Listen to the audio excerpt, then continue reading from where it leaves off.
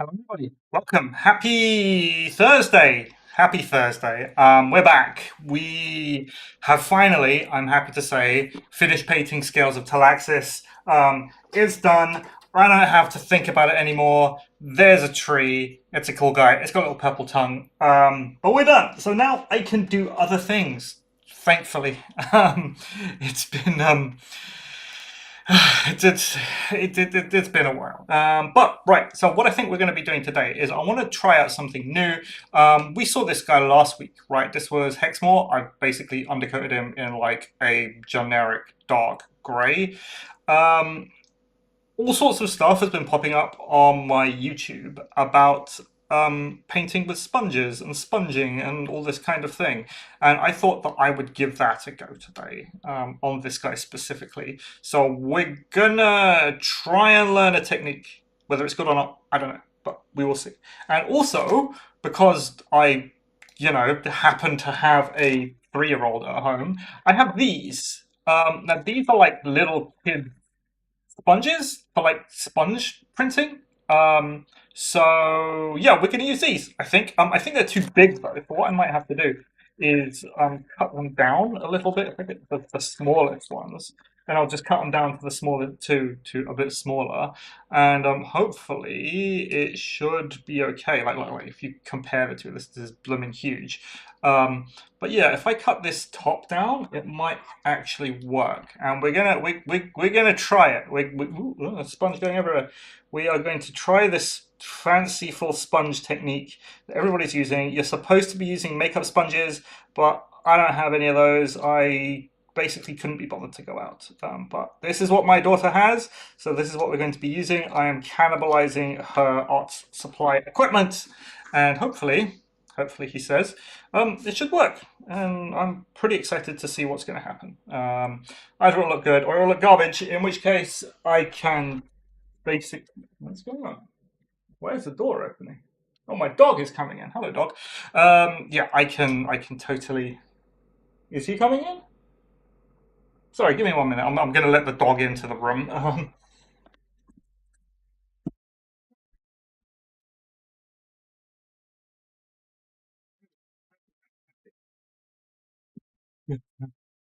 Sorry, the room that I in also happens to be the room where the dog crate is, so this is kind of where he comes to lie down.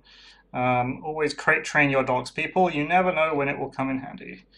Yeah, let's cut this sponge down a bit. There we go. It's a much smaller tip, and hopefully, whatever technique this ends up being won't be god awful.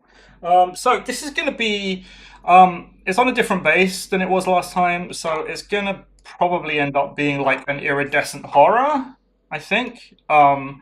Because Alex Chaplin, hi Demetrius, how you doing?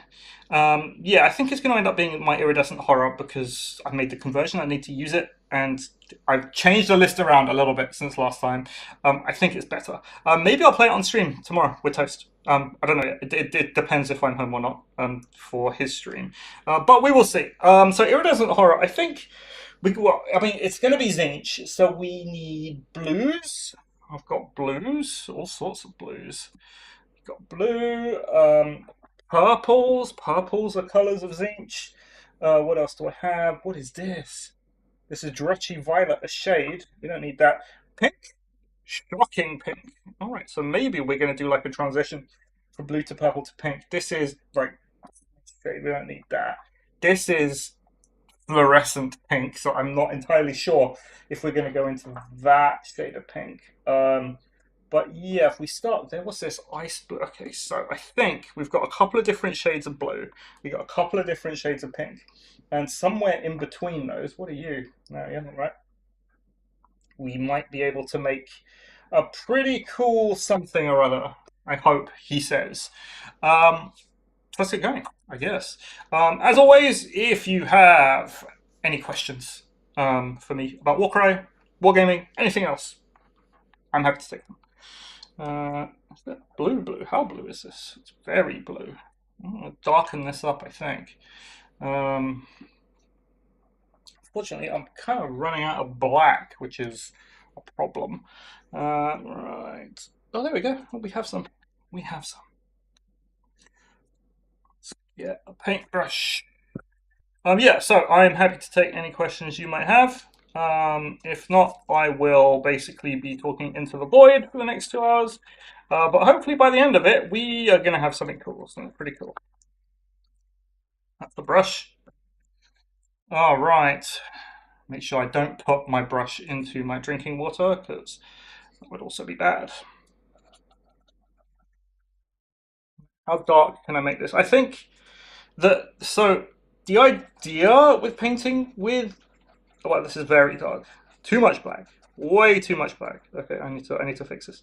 So the idea with painting with sponges is that you get to do some pretty neat transitions, I want to say. Not black. You get to do some pretty neat transitions between your colors. And you get some nice texture also on the miniature. So hopefully this will work like that, and it'll all work out, and I won't look stupid, and I won't have to respray this to whatever color I've got to respray this. Right. First question: what's my opinion on Underworlds as a game? Okay, so I played Underworlds way back when, like on the release of first edition of Underworlds, right? Um, so my knowledge is kind of limited to then, but one of my buddies, you may know him, Can You Roll a Crit? That guy, he did a lot of stuff on Underworlds. That was kind of his original claim to fame. And so this is basically going what I gather from what he's told me. And he said that, like, by the end of it, they were kind of just adding mechanics just for the sake of adding mechanics, because every time they release a box, they got to release a new thing. And it's more, oh, that's interesting, it's doing something, and that it's actually more of a card game, board game, than it actually is miniatures game, if you get me. And I kind of understand that sentiment, because realistically speaking, most of the things that you're going to be doing in terms of all the different ploys that you're going to be making are basically based on whatever you draw from the deck, and that essentially makes it a card game. Now, you would think that that's something that I'm totally into, because I play a ton, and I mean a ton, of Yu-Gi-Oh! Also, but for Warhammer games, it's kind of not for me. So yeah, I don't have massive exposure to Warhammer Underworlds, but that's kind of what I gather from it. Now we have got the new edition of Underworlds, so I may be completely wrong on that. I did watch, actually, the World Championships of Warhammer was like almost, it was very close to Warhammer Underworlds being released, like the second one. And I watched a whole bit of that, and it all looked kind of samey. As like the lists, that not the lists, the warbands that people were bringing were kind of uniform. There aren't all that many decks. Not everyone has all the decks for everybody. So some of the warbands I would personally want to play don't have their own deck, which kind of is a bit problematic in the way that I like to play. But yeah, that's it. That's it, really. Like, I haven't really played it a whole bunch, so I can't like pass my judgment on it. I know some people like to play games and just say, "Oh yeah," or some people like to not play games and just hear what people say, and make up their decisions on that. But I kind of like to play the games first, which I haven't been able to do on Underworlds, unfortunately. But maybe maybe at some time. I can't even speak today. Maybe at some point in the future. Who knows? Right, so it's like a dark. It's very dark blue. It's kind of working. It's almost. It is working. I don't know if it's working well. Who can say? Let's get some of this. So the idea is we should be able to like transition our way up with the sponges and kind of make something pretty cool, he says. I don't know if it'll actually work out, but something's happening. And so what I can do is I can transition up, and then I can kind of hide most of the transitions with like washes. Is this going to come off its base? I'm really worried, because this thing is kind of wobbly on its base. Yeah, I can kind of hide the transitions, and but that should work, he says. sponging. I was like, be sponging a model. If it were up to me, I'd just do my. I mean, wait, it's up to me because this is what I'm doing. I just do like a base coat, wash, dry brush, basic highlight kind of thing. But I want to do something a bit different here. I've got like big old surfaces to cover. So I think it might be interesting. Might be interesting.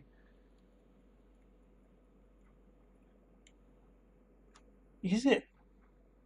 It is. It's totally doing something. I just don't know how bright. It's so wobbly. It isn't. It isn't. And it isn't. It isn't wobbly. I don't want to. I don't want to push my luck. Like I'm gonna try and build up. Have I tried? No, I have not. I haven't actually tried painting with oils. I always mean to. I read that they're really good for doing like recesses and stuff like blue. I read that they're really good with for doing. What on earth is going on? My blue is stuck. Oh no. Let's open this up. Yeah, I've read that they're really good, like getting into the recesses and that kind of thing, but it's not something that I've actually got like ever done. I tend to find a painting technique that kind of works for me and then just stick with it. Basically, this is what I usually do. So oils isn't something I've tried, but I've heard very good things. There we go. Blue. There we go. So hopefully I should be able to build up this blue into something that resembles like a decent enough model, he says.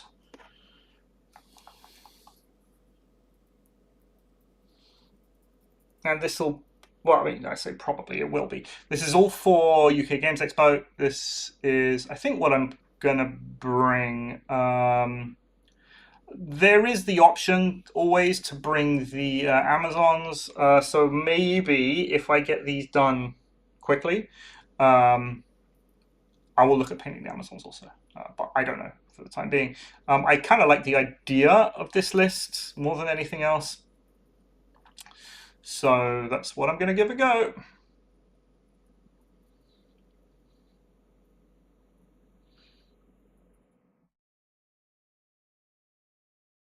Okay, so we just kind of splodge away. Hopefully, if I do this correctly, it should give some pretty gnarly texture to this thing. Is there a way that I can hold it so it doesn't come off its base? Like this, maybe? It's like got a really spindly connection on it. So I don't want to hit it too hard because otherwise this thing's just going to fly everywhere.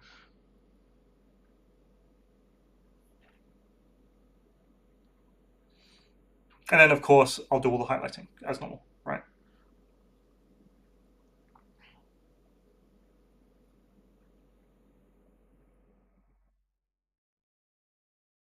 Yeah. All right. That's the thing. Something's happening. Couldn't tell you what.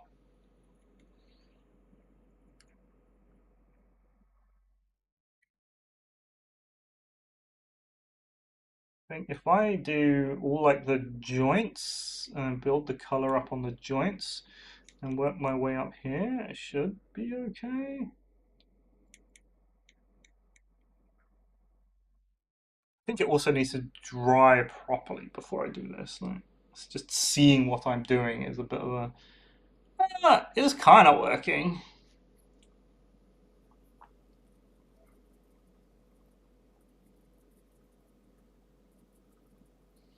Yeah, I'll probably have to go over it with like picking out details and whatnot, but it's an interesting effect. Give them that.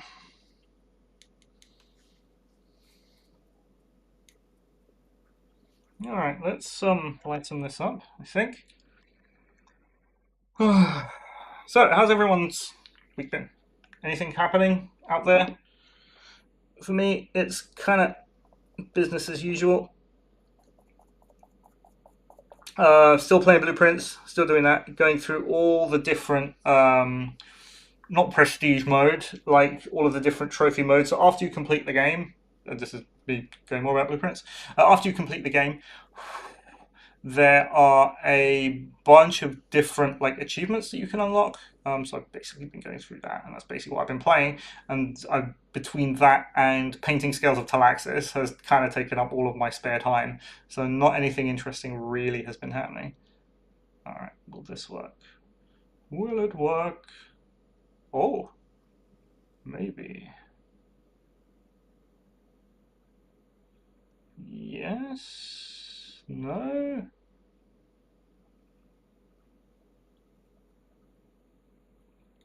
Really doesn't help me. This is super shiny, so I'm kind of struggling. I'm gonna do this.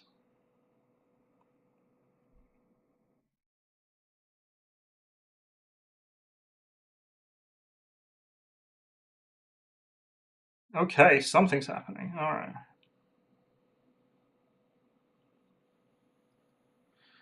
Do you think it's possible for Warcry to grow significantly? And if so, how? Yes, it totally is possible for Warcry to grow significantly. One is if Games Workshop actually all right. Games Workshop don't need to do all that much for Warcry to grow, right? They need to put out an article every now and again, and that's basically it. And Warcry will grow naturally, just because of the free advertisement that gives. Um, Now, one of the things that's holding back Warcry at the moment is this whole thing where it's basically not getting any advertisement from Games Workshop, and it's kind of out on its own, doing its own thing. And there's a lot that the community can do actually for if they want to support the game and they want it to grow themselves. There's a ton of stuff the community can do. And in the absence of Games Workshop actually doing work with Warcry, that's basically what's got to happen. The community has to step in, and that usually means running events. Basically, giving people the opportunity to play their games. Now, if you have the thing is it's different wherever you are in the world, right? So here in the UK we've got a culture of gaming spaces and gaming clubs and that kind of thing, and I understand in some other places of the world it's more about game stores and buying product and renting tables and whatnot. So I think in both instances, people basically have to foster local communities and then find ways to play with those communities, because that's the only way that Warcry will grow without Games Workshop's backing, is by people showing other people that Warcry is a great game and how they play it. And yes, Demetrios is 100% right. Warcry as a game is growing because it is still Games Workshop's best game. I don't care what anyone says, it totally is. And people are running events for it, and people are showing off the game and saying, oh, here's Warcry, here's this fantastic game. So this is why we play it, and this is why you should be playing it also. But yeah, it requires work from the community, basically. And that's basically how it's going to survive and how it's going to continue in the absence of Games Workshop talking about it. If Games Workshop suddenly come out and they start talking about Warcry again, then yeah, I think we'll be totally fine, because as long as they don't do something stupid and make dumb changes to the game, the core mechanics are still fantastic. Now there's a question as to in what direction is Games Workshop going to go. Also, Slogin is wonderful, yes. There's a question as to what direction is Games Workshop going to go. Are they going to take a more casual route, or are they going to go down the match play route? And I think that, we've seen it already, right? That Games Workshop are more interested, at the moment at least, of making sure that as a match play experience, Warcry kind of holds up, right? Oh, this is looking all right. As a match play experience, they want to make sure that Warcry holds up and that it isn't just. Somehow I knew that would happen. That's fine. I can pin this back. There we go. All right, this is actually fine because it gives me something to actually hold on to, and I can get underneath the thing. Yay! Yeah. So what was I talking about? Yeah, match play experience. So they have to make sure that as a match play experience, Warcry holds up properly, which means parsing out balance updates, looking at the game, seeing what state the game is in, and basically improving the game, right? Improving the game that way. That seems to be the direction that Games Workshop is going in right now, which is totally fine with me because, of course, I'm primarily a match play player, and game balance, it's my view, is my view anyway, that game balance only benefits it benefits everybody, right? It doesn't just benefit match play players, it benefits casual players as well, because then they have a more balanced experience of the game when they're playing with other people, and that's ultimately exactly what you want. You asked what rules would they tighten up. Yeah, Demetrios is largely right here. I think if I were doing it, I would look at counter. Not that I'm saying that counter is a problem. It's just I think that at the moment, counter's kind of punching above its weight. Like,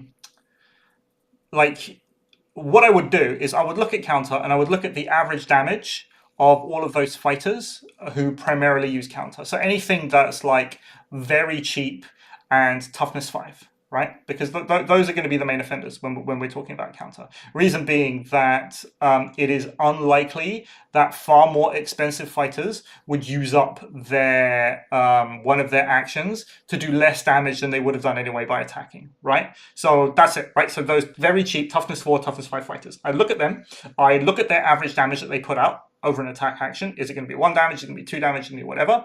And I would make it so that counter can never do, or it's very rare, that counter will do more damage than their basic attack action. So the idea is that you should only really be using counter to finish people off, as opposed to it being your main source of damage, right?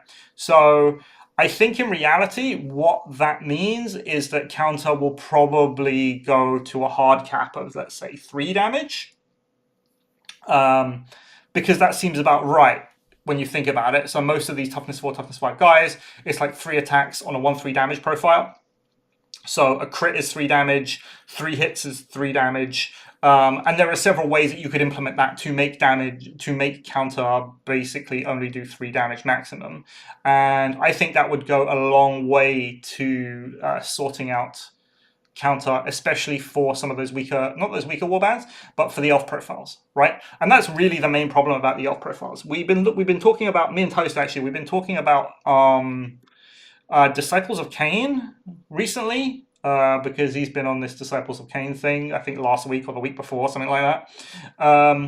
And witch elves are not bad. They are at 65 points. They are pointed absolutely fine, right? There's no problem with witch elves at 65. The problem is that they get countered to death and they only have 8 wounds. But suddenly, if counter is if counter is only doing maximum 3 damage, then a witch elf at 65 points can run into a thing. Sure, it might only take 3 damage back, but that 3 damage isn't killing it. And over 2 attack actions, the witch elf won't die over 2 attack actions, and that's kind of the long and the short of it. So yeah, that's one thing how I would tighten up the rules a little bit. I would look at counter. I would also look at now. Demetrios loves to hate on the weight action. I don't think that there's a problem with the weight action. He is right though about hordes. In my experience, right? So I played a couple of different styles of horse. I played Hunters of Huanchi. I played Tarantulas Brood, and then there are a lot of people who play Soulblight Ravelords. Now, I found when I played Tarantulas Brood that despite me running 15 guys, people kind of didn't mind it was 15 guys, because that horde just dies. It's like 6 wounds and toughness 1, and it falls over to a paper. It is basically to a breeze. It will fall over like completely, and people didn't mind because it feels like that you're churning through a lot of stuff, and it feels like you're actually getting somewhere. Now, you may not actually be getting anywhere during the game because, you know, the horde gets resurrected, the horde comes back, the horde does whatever. But at least it feels like it. It feels like you're achieving something, and I think that's one of the keys to making hordes to to giving an engaging playstyle to hordes. It's... Do I put some purple on this? Yeah, this isn't bad. It's not bad at all, is it?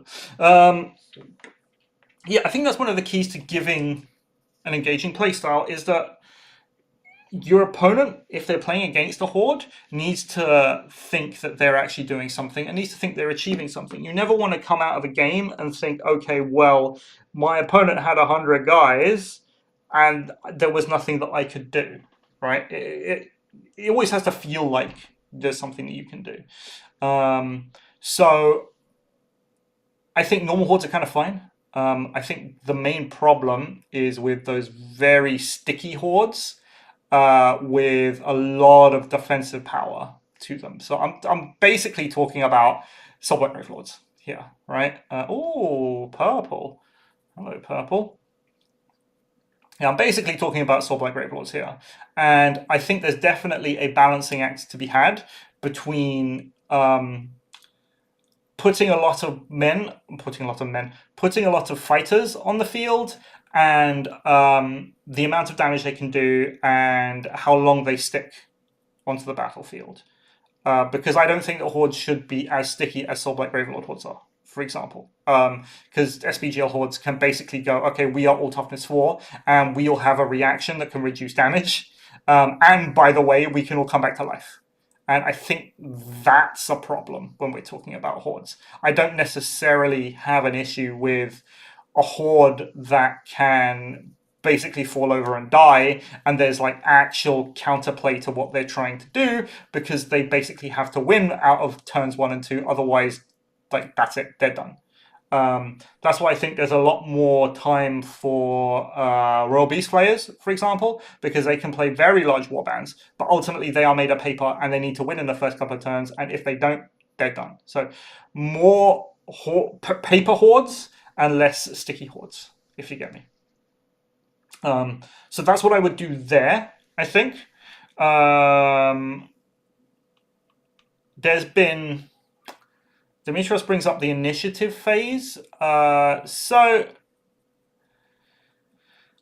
there's no one wants to basically go into the initiative phase and basically say, oh, my opponent rolled his quad 6 and then his big thing kind of just rolled me and I fell over and I died, right? That's not engaging gameplay. That's not gameplay that has counterplay to it, that says, oh yeah, well, I can do something to stop this, or I can do something to mitigate this damage. I mean, you can, at like very high levels, you totally can do things to try and stop that from happening. But generally speaking, in your normal games, that's basically not going to happen. And if your opponent has a tyrant that quadra 6s into you, you're basically done, and it can be completely game winning, and it be completely soul destroying. It's basically a similar thing to the horde argument, right? Where's the engaging gameplay in that? There is no back and forth. There is no strategy to it. It's just, oh, I rolled my quad 6 and I win. So I would, if it were up to me, I would remove Rampage from the game, because I think that whenever Games Workshop produces a quad, the question is always, oh, is it better than Rampage? If yes, then it's going to be fantastic. If no, what's the point? I'm just going to use Rampage. So removing Rampage from the game automatically makes other quads, like, puts them in contention for doing things. So yeah, I think Rampage is something that needs to be looked at. And then another common argument that I get is that it's kind of linked to that argument, is that, it's all down to luck. If you roll your abilities, you roll your abilities, and if you get the abilities you want, you basically win the game, right? I don't necessarily buy that argument, because I think that the initiative phase is one of the more interesting aspects of Warcry, and I think there's a lot of nuance and a lot of skill in there in how you're going to be choosing whether you want to go first or second and that kind of thing. But for newer players, they kind of don't see that, and all they really see is, oh, I roll my abilities. So I don't know, maybe making abilities a little bit easier to generate might be a thing. possibly. Um, but again, there's ups and downs. There's ups and downs to that. How far you want to go in making the abilities too easy to make. And then, of course, you'll need like an entire balance update before that, right? Because there are some abilities that if you have access to them every turn, every game, they can be completely like game winning in themselves. There's things like, Calthea, right? Calthea's got, I forget the name of her ability, but if you had access to that, guaranteed every turn, every game, it's kind of a bit much. So yeah, there would basically need to be any of these changes would basically need a whole points adjustment on everything. Um, because at the moment things are pointed in such a way that they take the scarcity of abilities into account. But yeah, that's it. Basically, those are the two areas that I would tend to look at. Um, but yeah, it's kind of not up to me.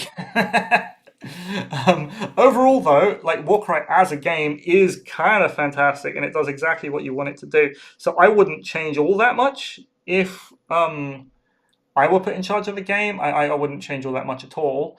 And I just think it wants like little tweaks, basically.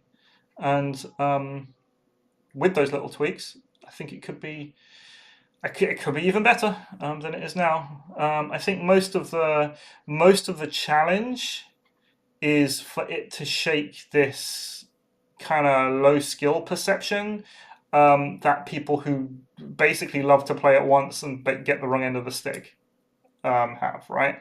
The big conversation that's been going on the Reddit, not the Reddit, the Discord at the moment is how the perception is that complexity equals skillful, um, and a high complexity game means that there's a lot more depth and a lot more nuance to it, which is totally rubbish, of course. Because you don't go to a chess player and say, oh, your game is very simple. You only have a handful of pieces, and you only have a handful of moves that you can make. So there's no skill to chess. You totally don't say that. Absolutely, you absolutely don't. Okay, this is not bad. More blue, I think. I think what I need to do is highlight a bunch of this stuff, like highlight it with good old fashioned like paint, like actual paint. But overall, it's kind of done what I wanted it to do with the highlights. Yeah, so I think Warcry kind of needs to shake that perception, and that's nothing to do with Warcry as a game, and that's everything to do with the community and how people see games, and see games themselves.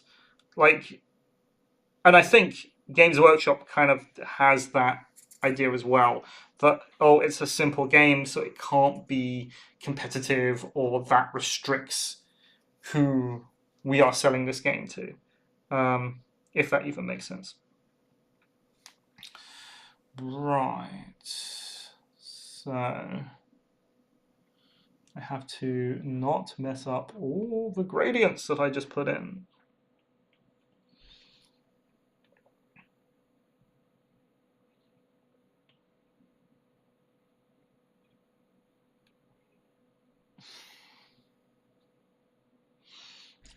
How is initiative difficult? I don't find it difficult. Some new players tend to find it difficult. I mean, it is basically the most complicated thing in the game, is working out those initiative dice. I think because there is actually a lot of tactics and a lot of strategy that goes behind the initiative dice, and that goes behind making your decision for initiative. It can be kind of daunting for new players. Also, some areas of initiative are kind of counterintuitive. Where, for example, let me think. Where, God, what was it?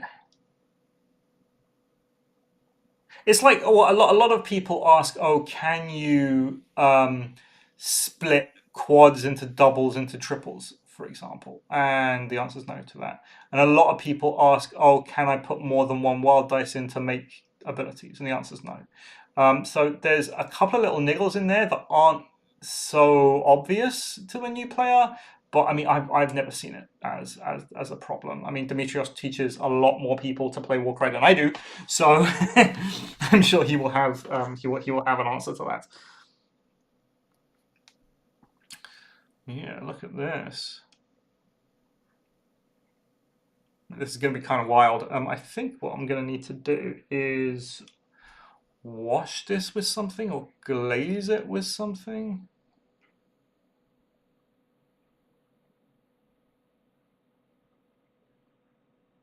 I think, do I like it? I think I do like it, you know.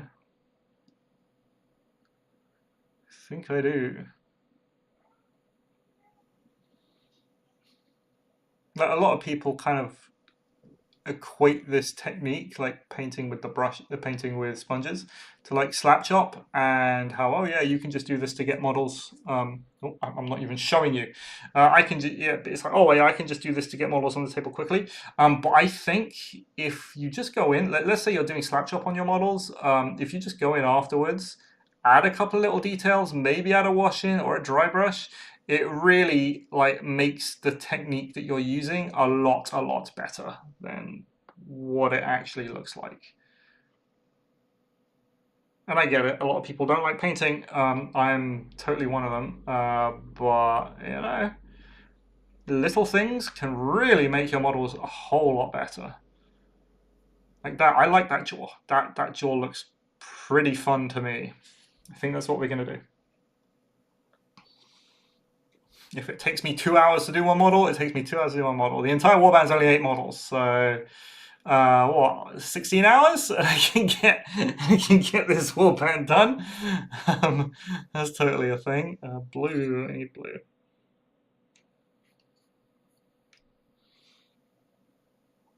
Yeah, I said that I swapped around the list a little bit. Since because I talked about this list last week, right? And I was like, oh yeah, this is what I'm gonna do. I have messed around with it a little bit. I've got two pinks now in here. Like so, previously I was messing around with an iridescent horror, and that's what I played toast with last week. And I was like, oh yeah, I'll have the iridescent horror. I'll give it the spike blessing, so that it can split, and that'll do kind of what it needs to do. But I don't think that was enough, especially if you're playing in the context of a mission pack, where it's too easy to dodge, right? And I don't want the whole gimmick of this warband being too easy to dodge, because otherwise it kind of doesn't work out, and it's kind of lame on my part. So my idea is to have the two pink horrors now, and then the two pink horrors will have the spike blessing. What did I do here at the back? The two pink horrors will have the spike blessing, and so that allows me to put one in each in two deployment zones, which means that no matter what mission I am playing, I will always have at least one spike pink horror on the board. That's the idea. That's totally the idea. Right, let's get in here.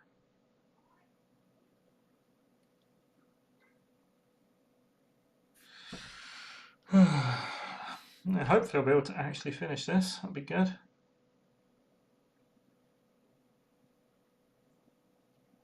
It's crazy. I've done all this sponge work and I'm just basically going over it. But you know what? On the upside, it kind of shows me where all of the transitions are, which is nice. And it's not like the sponge work took a lot of time. Right? It was quick at the end of the day.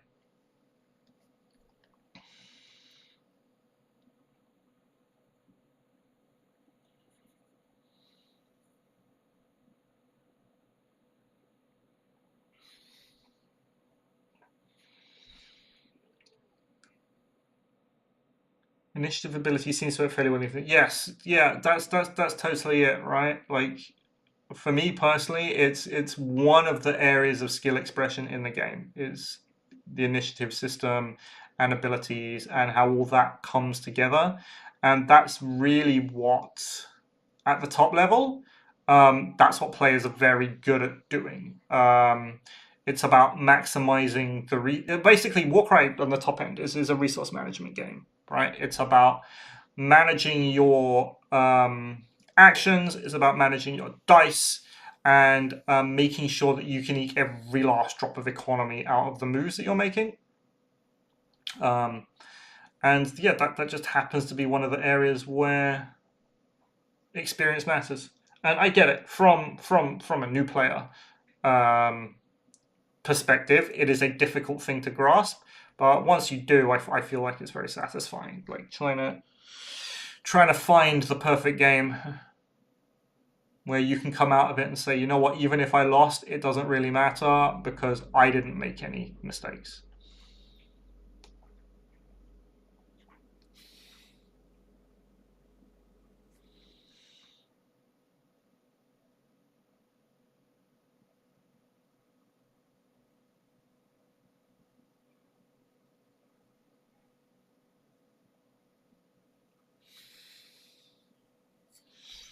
Yeah, I think this is going okay. I think we're going all right.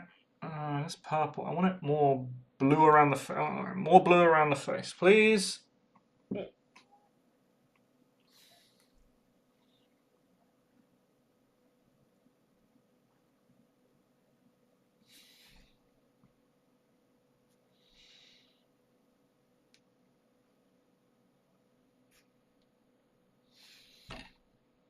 Yeah, yes, AGR.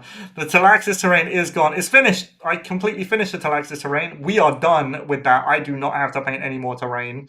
Unless Demetrios wants to run like a 60-man event, in which case I may or may not have to paint another board. But thankfully, I don't have to anymore. We are done. So we get to actually paint things now. We're painting Zinch. We are painting Hexmore over here, who should hopefully turn out to be pretty good.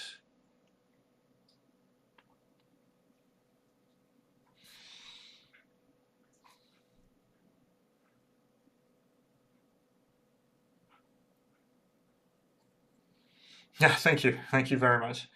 Right, so I want this blue to reach a bit further up. Now I will probably have to do something over this just to pick out all this detail. Maybe, I don't know. If I can get like a blue wash or something, not to go all the way up. I mean, really, I want to make a glaze because glazes are semi-trans. Well, glazes are transparent, so you can. Oh no, what is that? Paint. Paint's coming off. Paint's coming off. This ain't good. I touched it. I had to blooming touch it. There we go.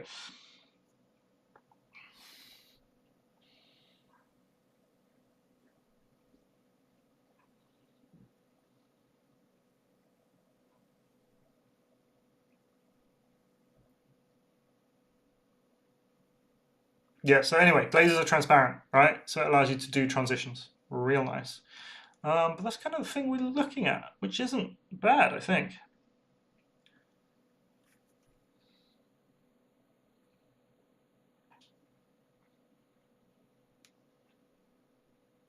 Might be worthwhile to take out any more boards, depending on if they can provide terrain. Ah, well, we'll see.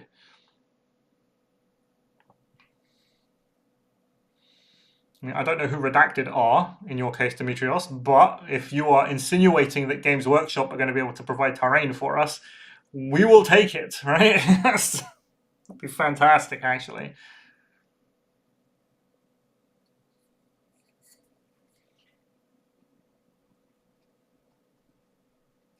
What is up with this blue pen? This is the worst. Vallejo, what is this? Dude, this blue paint is terrible.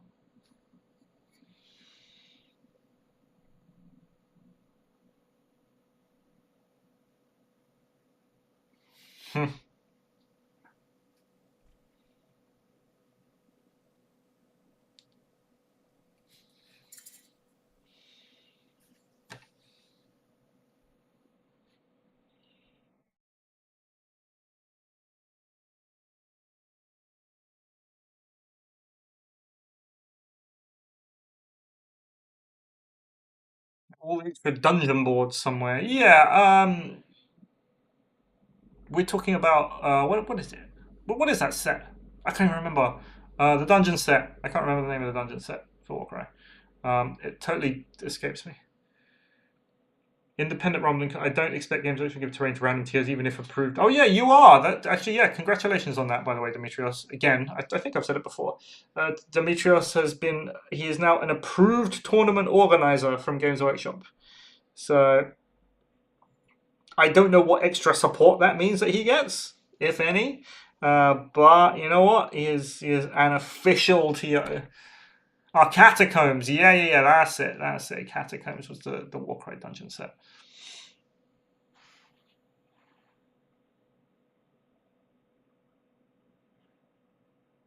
So now Demetrios can run official, I say official, Games Workshop events. Like, I guess if they were doing like a World Championship or Warhammer style series for Warcry, then that means that Demetrios could run golden ticket events potentially, which would be pretty cool.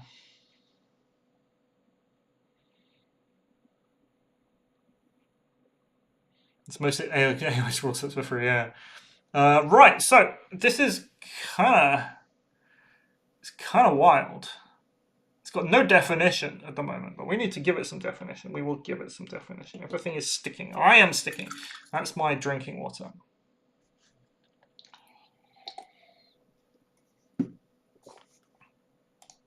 I'm basically going to have to pin this thing to the base because I broke it and it fell off. Right, do I have a blue? Mystic blue. That sounds blue. Do I have a purple also? What is this? Black Lotus. Black Lotus is a very dark blue. Vallejo Gloomy Violet. This might be what I'm looking for.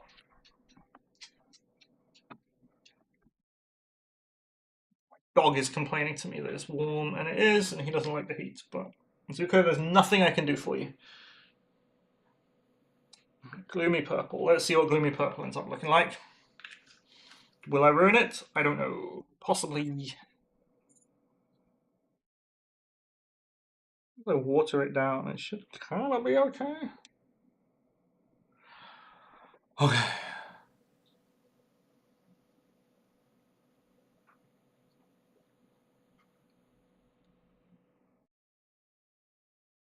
Let's see.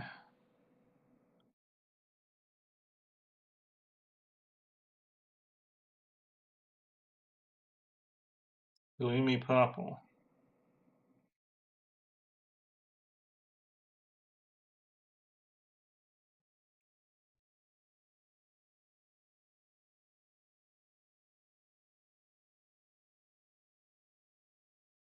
And I hate it.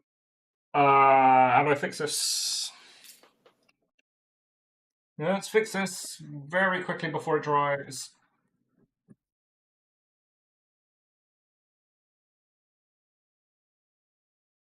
Okay, good.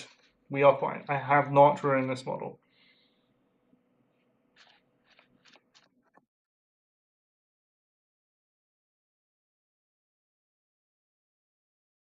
Purple wash off there. Yeah, I don't like that. Okay. All right, let's pick out some bits then, I guess.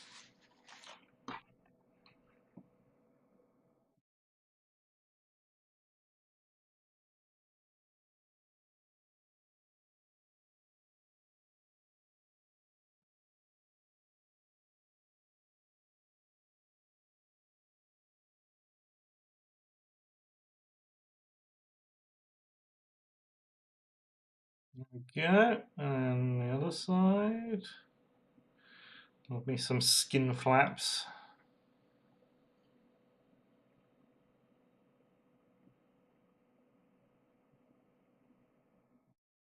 Basically, it should just basically be pinks and purples, right? That's kind of what I need to be focusing on. Blues, pinks, and purples.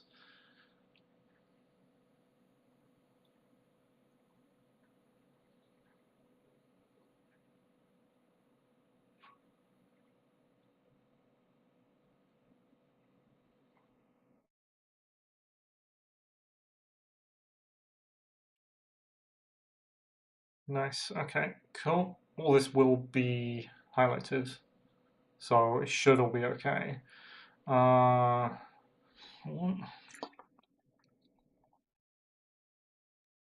that ice blue? Totally do this. What is this? Color is this?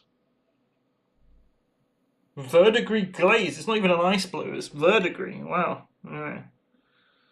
Okay. I got that one wrong.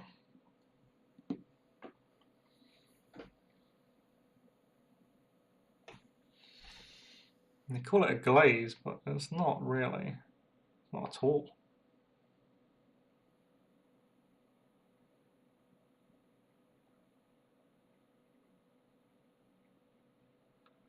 There we go. Just pick out all of these little facial details.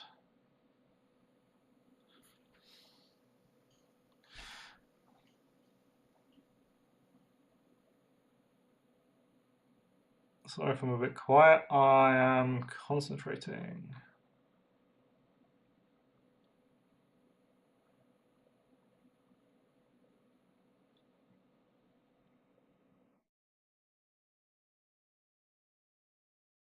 Okay. Alright. This isn't terrible. It's totally not terrible.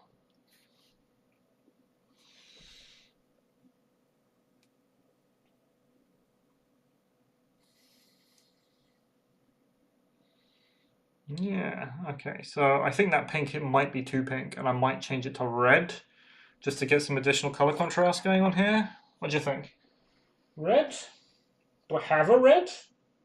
Surely I've got a red. What is this?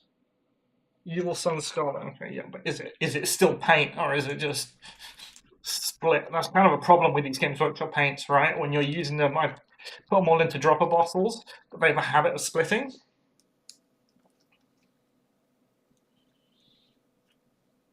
Okay. I just need more space on my thing. Red? Yeah, this is totally red. All right, let's see how this looks instead.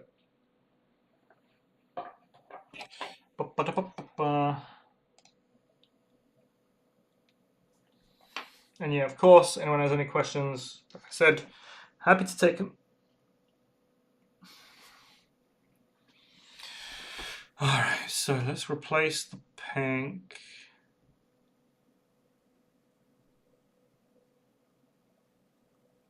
Oh, it's kind of crazy. Vexmore, yeah, hi Chris, how's it going? Yeah, so he's not going to be a Vexmore, I don't think. He's probably going to be a Exalted Flamer of Tzeentch, because I think they're pretty good.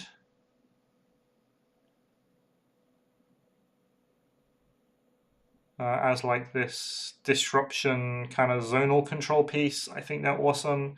They also crit real high. They got like 4 attacks at crit 5, despite only being strength 3. So when you do hit, it's gonna hurt.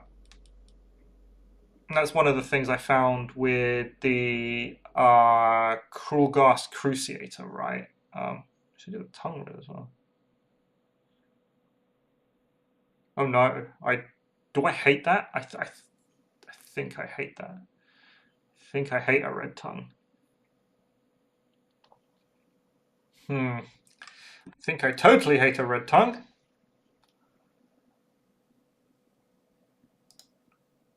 Did you have a custom Lasovir or Vashtis tagging along, or it was just Vexmore at the time. Because I wasn't going to bring Lasovir or Vashtis because I kind of had no points. I did for my Skaven warband make a Skaven version of Vexmore with a Skaven version of Lasovir and Vashtis. And I have that, and they were pretty cool. I kind of like those. But yeah, it was just Vexmore at the time.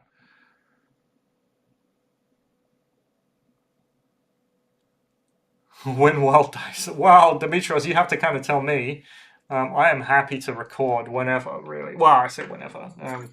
Most days after 8, Demetrios, I'm good to record. So you tell me. Also, tell me what you want to talk about. I don't know what we're going to be talking about yet on the next wild dice. I mean, technically there is a lot to talk about, but yeah, always a good time. Do I like it? I don't know. Should we put in the teeth and we'll see how the teeth look?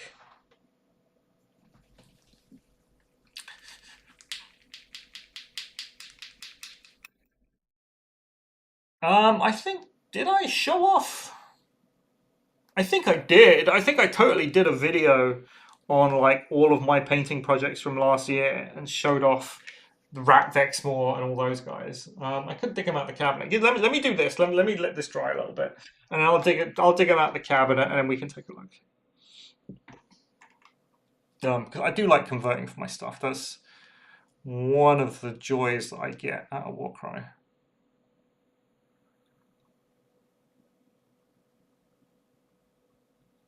Teeth.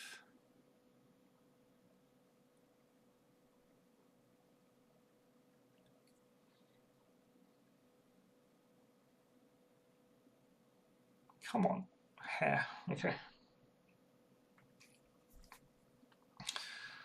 Yeah, we'll dig them out the cabinet. Check them out.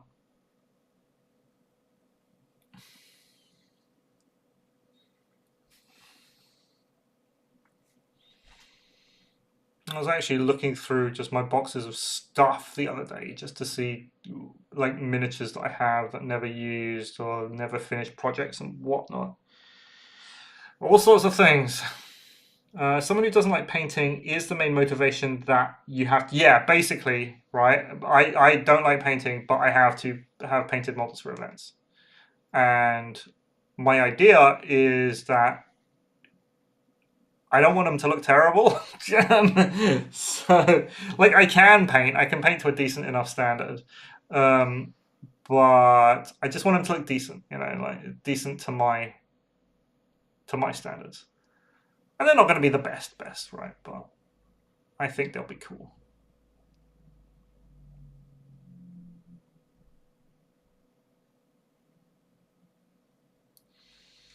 Ooh, got some teeth going on. Kind of not actually. Yeah, that's a massive improvement. Okay. Should we get claws in as well then? Once I've got this color out, we'll just use the same color for the claws.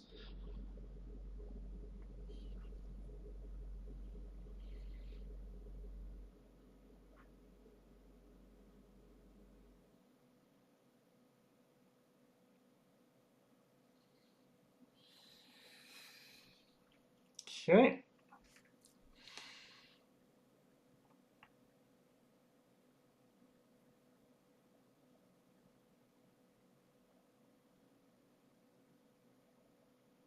There we go. Cool.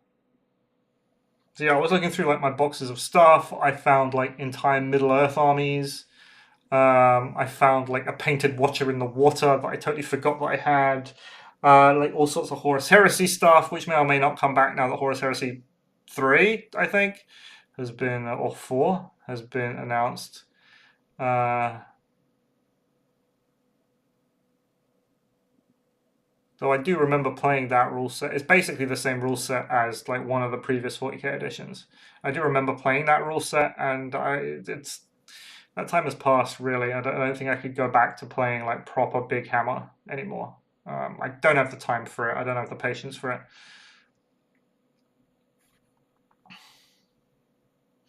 It's kind of the main reason why I don't play Age of Sigmar anymore, despite having like a massive Nighthaunt Age of Sigmar army and a huge Nurgle Age of Sigmar army also.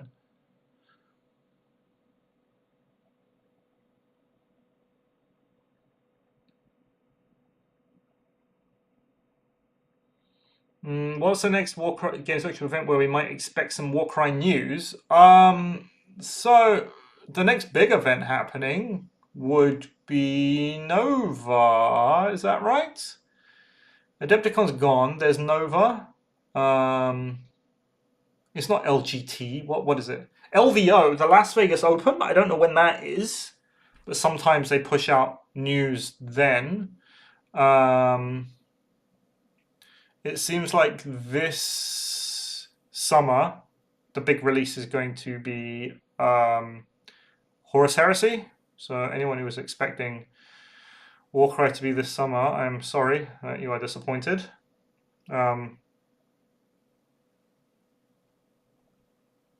Personally, I wasn't expecting anything anyway. So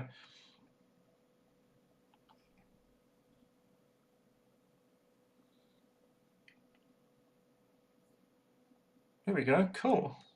Oh, the claws kind of like. There we go. The teeth and claws kind of do it. That's not bad. It's not terrible. It's not amazing. It's kind of okay. Sticking to my model. Yeah, so I'll wash these teeth to get color into the recesses. Go over it in white, and then that'll be the teeth done. Let's let you dry for a little bit. I will show you guys. I'll go into my cabinet and I'll get the rat version of Vexmore Vastus and think. Give me a second.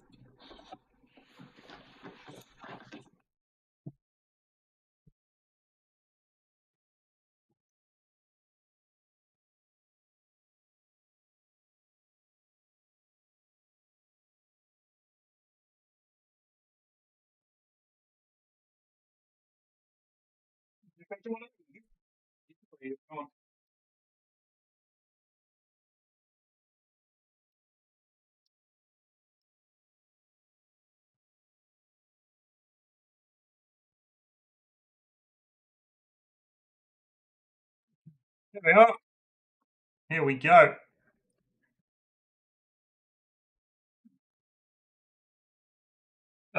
Okay, so this is the rat version of Vexmore that I made. That I am in love with this model. I think it's amazing.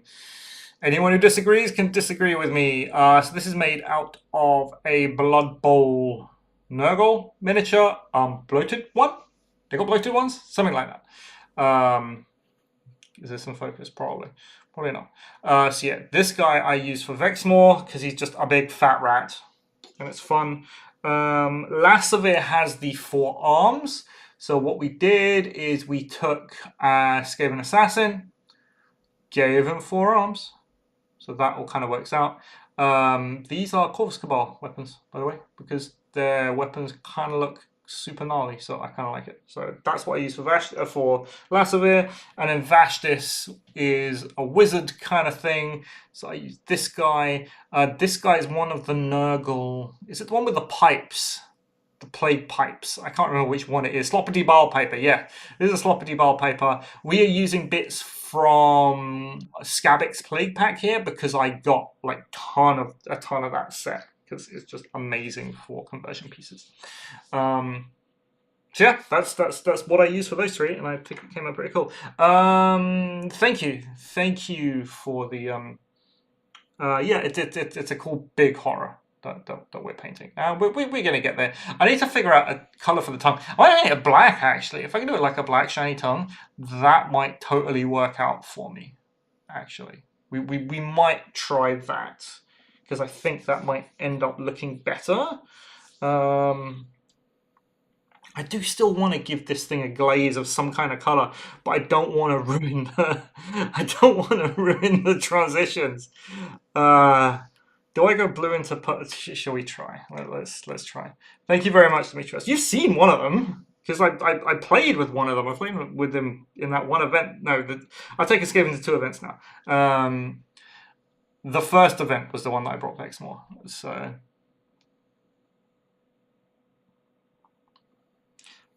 Yeah, I enjoy doing these conversions because I want my models to look thematic. That's another one of the big criticisms of designing your warband and list building is that, oh yeah, the models don't fit together, they don't look thematic, it just looks like a whole bunch of guys just like came together and did a thing, when I totally take offense to that sentiment, right? Because you can make your models look any way that you want. You can convert them, you can proxy them, you can do whatever. So if you want a rat Vexmore to go with your Skaven, you can have a rat Vexmore to go with your Skaven, right? No one is telling you that you have to use the stock Vexmore model. Even in Games Workshop events, you don't have to use stock models, right? You get to use conversions, you get to proxy a little bit within reason. As long as it's all made of Games Workshop stuff, you can use it in Games Workshop run events, right? That's actually one of the main questions that people ask me is, oh, am I allowed to proxy? Am I allowed to do this and do that? Games Workshop encourages people to do conversions, and they encourage the modeling aspect because it is a part of the hobby, ultimately. So do it, basically. If you want your warband to look like it's harmonious and everyone goes together and that it all works out like that, do it. Convert your guys. Make them look cool. Even like in this case, what I'm doing now, I don't like the stock model. If this was going to be a Vexmore originally, but Vexmore, like, what is Vexmore doing hanging around a Tzeentch Demon Warband? Nothing is the answer. So why would he be there? So I converted him. Cool horror. I really want to make Tzeentch Demons, but they seem so pricey. You know what? They're not actually. I think there's a trick to it, actually, right? The question is, which hero are you going to bring for Tzeentch Demons? And I think ultimately, yeah, you can do a lot of work with Ephelim, because Ephelim is just like a really cool piece to have. So that's one box, right? Ephelim's Pandemonium. You get that, and then that's the core of your warband. And then you just add stuff to it. And that's basically what I did here. I've got Ephelim. I've got, in fact, I literally have the warband on my desk. So we're running Ephelim. We're running this one, the old Five Fingers. I can't remember what his name is. We are running Apatrax, the Stairfish, because they're all from Ephelim's warband. And then it's a bunch of blues. It's like 2 blues. There we go. We're having 2 blue horrors, and it's like 2 pink horrors. I don't have the pinks on me, but let's say these are pink horrors. And then this, and that's basically it. Now, there's a trick to this warband. If you look at the Exalted Chariot of Tzeentch, right? Check out the Exalted Chariot of Tzeentch and see what you actually get in that set, because you get a you get the hero for horrors that you can kit out in a whole bunch of different ways. You could even use it as a change caster, I think is the name of it. You could even use it as that if you want to. You get like 3 blue horrors. You get 2 manta rays. And you get this. You get the actual Exalted Flamer model. So it's like, if you buy the Ephelim box set, Ephelim's Pandemonium, and the Chariot of Tzeentch, you get, in my view, everything that you need to do a fairly effective Tzeentch Demon warband. And that's basically what I've done here. It's essentially those, outside of this stupid conversion, it's essentially those 2 sets. So it's only really as expensive as you want to make it.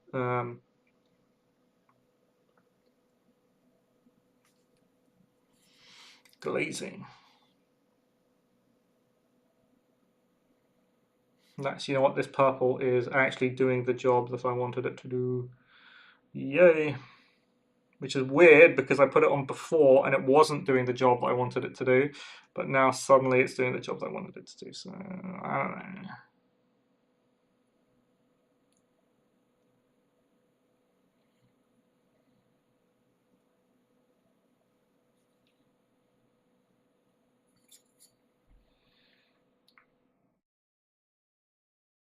Yep, that's it. That's it. You are welcome. The chariot, just the flaming chariot of Tzeentch, is basically all you need.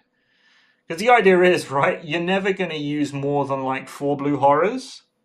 If you're going to use pinks, you're only really going to use 1 or 2 pinks. So most of that comes in the chariot box set. And I know they are expensive, but I kind of like Screamers of Tzeentch. Screamers of Tzeentch are the lampreys, right? Not lampreys. They have their abilities called lamprey bite. The flying guys that pull the chariot. So those guys, right? They are expensive. They are totally expensive. But you know what? They're double, which is a net, right? They have a net on a double. It doesn't need any dice to use. They just have to make an attack action. And that's basically it. And it kind of works. I assume it's not very good warband. It's just a bit of fun. You know, I think, right, here's my idea on this warband. I would not be playing with this warband if it was garbage, right? There has to be something to it for me to play it. Even if that thing isn't the most efficient thing in the world, as long as it can do a thing, I'm gonna play it. And I legitimately think that in objective-based missions, where you have to go and you have to capture a thing, splitting pink horrors are really strong. I think that they're basically a skill check for your opponent, essentially. Look at that. We are kind of getting there. I like that. Yeah. Yeah, so splitting pink horrors, I basically think are a skill check for your opponent, right? Because they have to, like, you can use them in such a way where if you charge, especially if they have the spike blessing, right?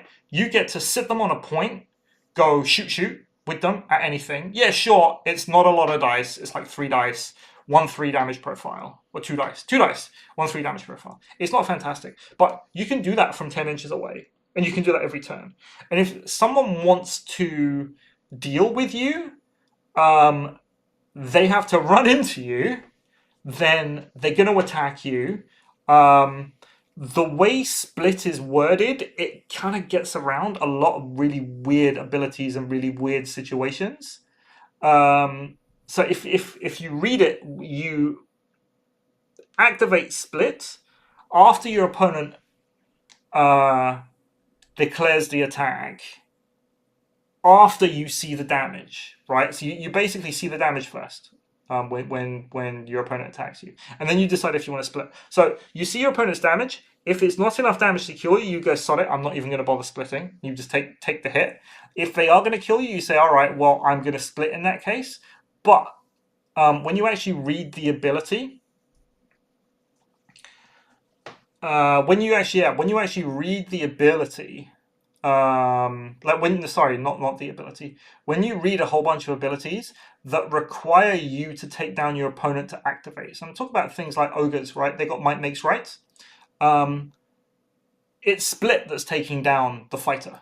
It's not you attacking that's taking down the fighter, which means a lot of those abilities just don't get to activate when you come up against split. And then you combine that with the Spike Divine Blessing, which allows you to do a reaction for free every single turn on that fighter, and suddenly you've got a thing that you can put onto a point, go shoot, your opponent attacks it, you go, oh yeah, well, I'm going to split now. So that activation advantage that you would have otherwise lost by your guy dying, you don't lose. And then those fighters get to activate again because it's not a resurrect. Like it's potentially very, very strong. And if you can take advantage of that, I think you'll be in a real good position. Now, it's true that what is actually happening in the if you look at the roster for Demons of Zinch, there isn't anything super fancy in there, right? They're not going to win any awards for like doing damage or for being super fast or whatever. But I think what for that ability and what they actually can do with it, I think there's something there, especially if you're playing into a tournament pack with objectives. I think it could be really good. It's not so good on kill missions, depending on how the kill mission is worded, because it basically gives your opponents more bodies to kill. But there's definitely something there, and it's something that I feel like is worth looking into.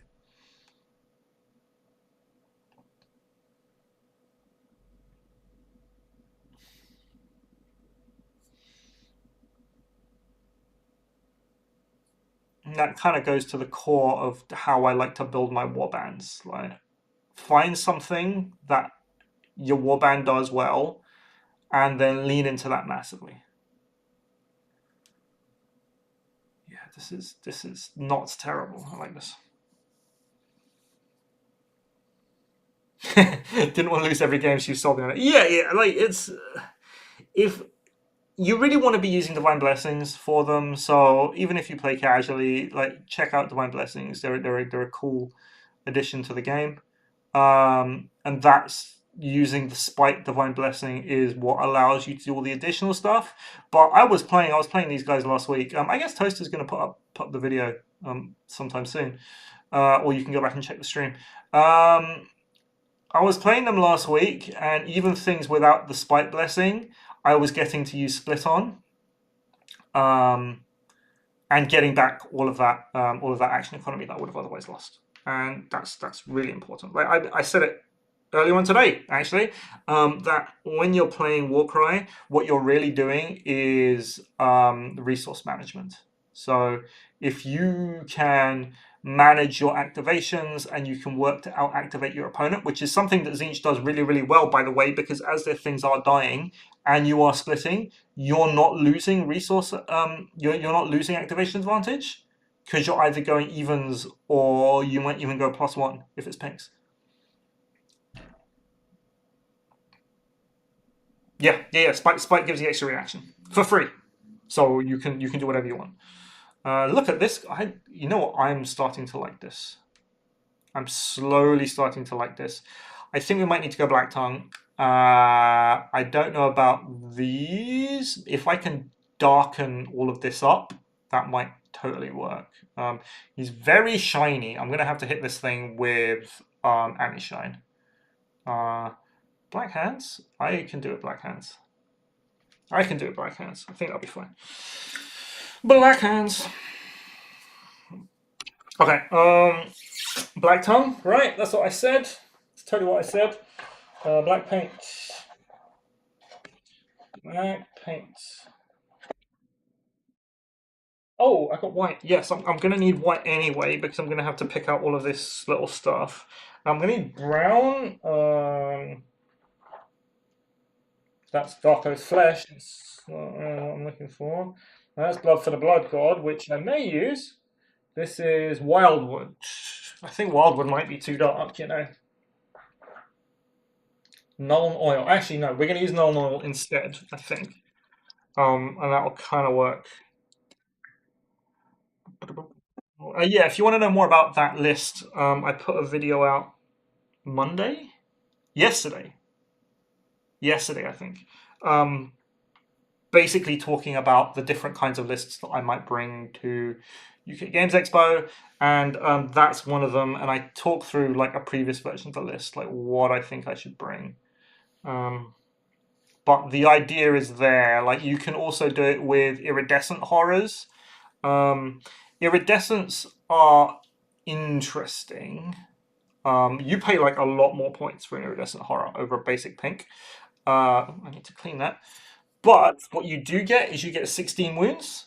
And 16 wounds in terms of like wound brackets and the amount of damage that common fighters do, 16 wounds is a lot more difficult to take down than 10. Let me give you an example, right? Vexmore, our good friend Vexmore, right? Vexmore's great. He has 2 attacks. He will go up to 3 attacks with Onslaught. So if he goes move attack with Onslaught, he's got a 5-10 damage profile. If he hits all 3 of his attacks, he's only doing 15 wounds. And it's not enough to kill a 16 wound fighter. He needs to crit. He needs to crit hit in order to kill a 16 wound fighter. And it's just a really awkward wound value for most things to take down. That's why if you are on, if you want to try out something cool, if you have 12 wound fighters and you got a bit of points that you want to spend on them, check out the wounds divine blessing, because bumping those fighters from 12 wounds to 16 wounds, it's a pretty big upgrade for them in terms of survivability. A lot of things suddenly find that they can't kill them anymore in one hit, and that's really important when you're talking about action economy and more about wasting your opponent's actions as opposed to getting more out of your own. It's super important. But yeah, anyway, iridescents, they got 16 wounds because of that, and so with split they can potentially survive even longer and like kind of dick around even longer.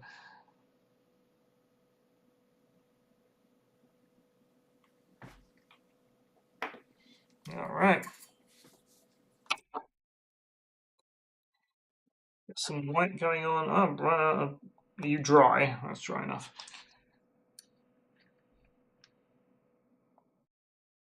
I'm like the worst for managing like my painting palette and all this kind of thing. Like this isn't even a blooming palette. This is the top of my the top of my sand pot.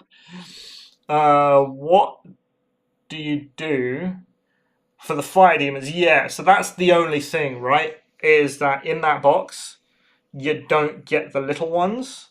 Um, so yeah, basically just eBay them. However many blues you have is however many the flaming horrors, the little ones. That's how many you want. Same with pinks, right? If you're going with two pinks, you're gonna need four blues and four little horrors.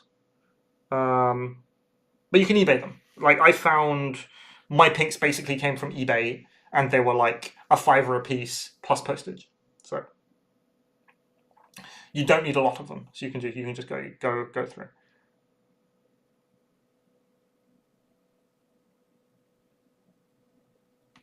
In fact, my pinks, because I've got this thing, which is a big horror, which is a big. Oh no, we're bleeding. Okay, good. Yeah, because I got this thing, which is made out of the giant cave squig. I've got a couple of squig hoppers coming, and I'm going to convert those squig hoppers into my pinks because I think they'll just be funny. Um, it's basically squig hoppers with arms, but it could be kind of hilarious. Hi Martin, good evening. How you doing? Welcome to my talking about Zinch Demons painting stream.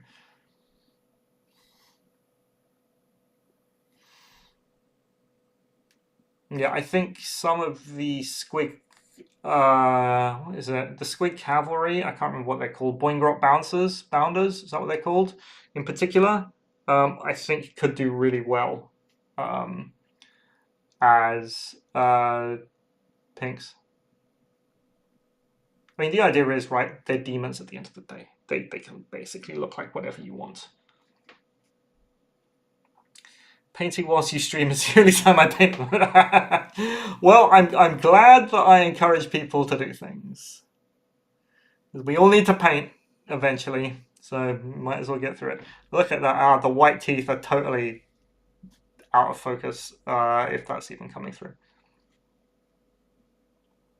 You sold your 7. Wow. You might have sold them to me because I was in the market on eBay. And so, like, I think end of this week we got the pinks coming. So what I'll do is, I might even do the conversions on camera. I don't know. We'll see. But like the blues are going to take like no time at all to paint, really, because those will basically be base coat blue. No, base coat, dry brush, blue wash, dry brush, pick out some details, and that's kind of it. Because they're tiny. The blues are really small.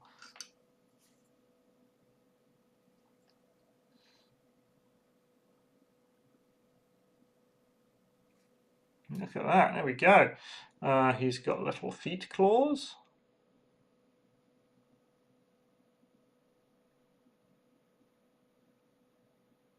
It was like doing them white. I've got an entire Nurgle demon army, and one of the weird things about them that people have brought up before is why are all the teeth on your Nurgle demons like pearly white as opposed to rotting? And, you know, they got good dental from Papa Nurgle.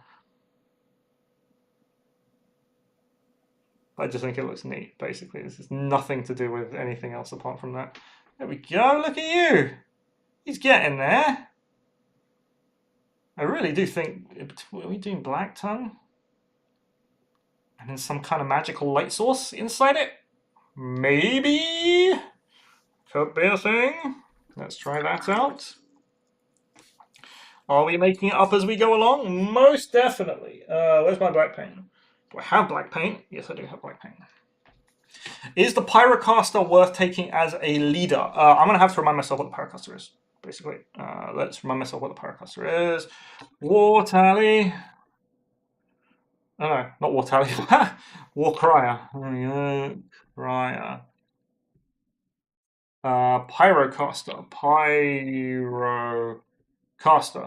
Ah, okay, right. So here's the thing. The Pyrocaster is competing with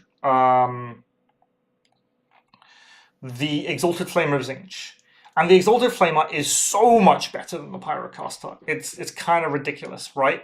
It's 15 points more, but for that 15 points, you get a point of crit, you get 5 wounds.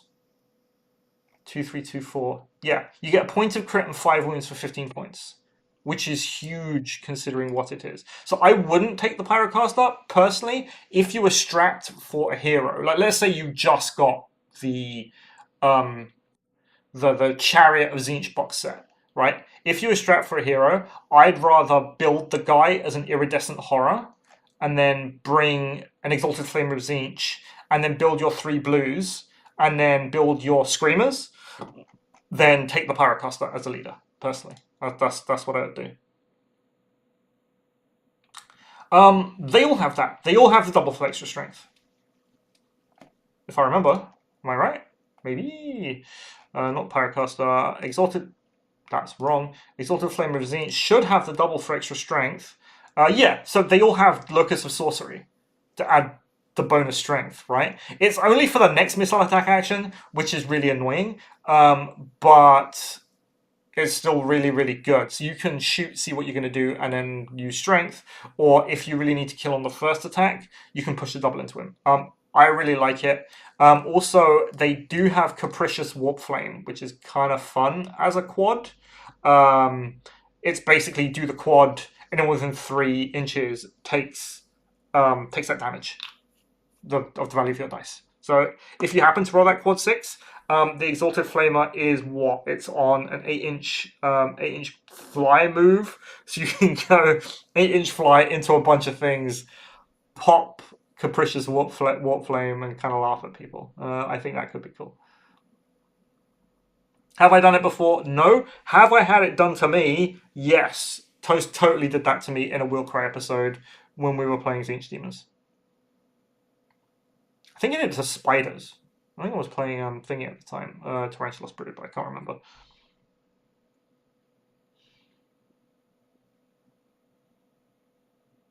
That's back when I didn't know how to play Tarantula Brood, and I lost horribly. Right, so is Black Tongue what we're going for? I think Black Tongue is what we're going for. And then I'll do the inside really dark with, like, you remember the film It? Right? When he opens his mouth and it's like, oh, the weird lights are coming for you. Kind of like that, but more shit. So think that. That's what I'm going for. A bunch of white here. Maybe this will work. I don't know, possibly. Can I do this? Can I even see inside his mouth? Not really. So we are going to hopefully.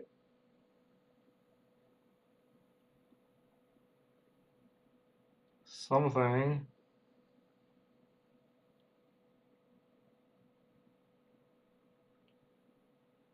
Okay, all right. You see kind of where we're going with this, right? If I just need a dump more white. I think I go for Ephlim. Yes, Ephlim in the Chariot makes a very good. I say good, like I said, like it's fine. What it does, it's fine. It makes a decent core for Tzeentch Demons. And then like get a couple of pinks if you want to run pinks. Get some little flame ones because you're going to want them anyway for when you do split stuff. And it's fine. I think it's going to be a really fun warband. It's kind of the reason why I want to play this over the Amazons. The Amazons are a better warband, like way better warband. But this is going to be more fun, totally. Is the Fluxmaster ability just missing for the Mystic Room mark? Is there a Mystic ability? I don't think there is. They do not have a Mystic ability, apparently. Yeah, they totally don't have a Mystic ability. Okay, that's fun. All right. Yeah, maybe they were supposed to have an ability and they don't, but Fluxmaster totally does not have an ability, which is kind of weird.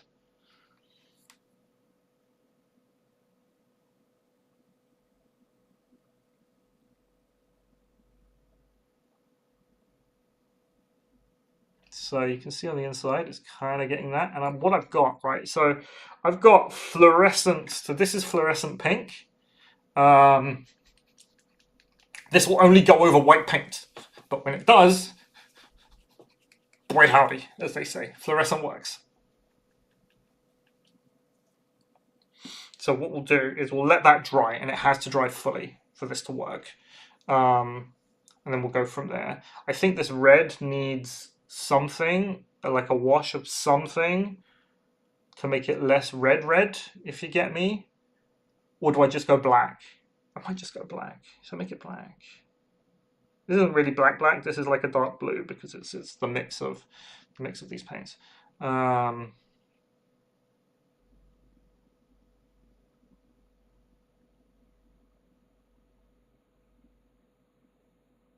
What it does do is it makes it look like the mouth is way wider than it actually is, which I kind of like. It's an idea. Is it a good idea? Maybe.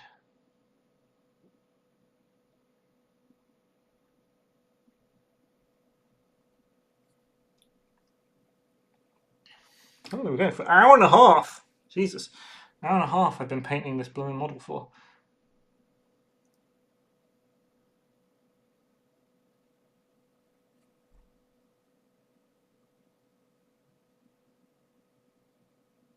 Okay. Yeah, I like the black better, I think, or the very dark blue, because it kind of makes it look like his mouth is even wider than it is, and I like that effect. And then we'll fix all this on the inside, and we'll go with the fluorescent pink inside the mouth. That should be fun.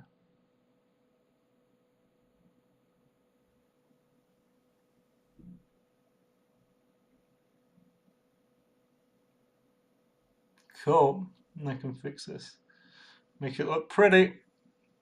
And then if I can like put some little lines on the tongue to make it suggest that it's reflective, and then I can put the pink, yeah.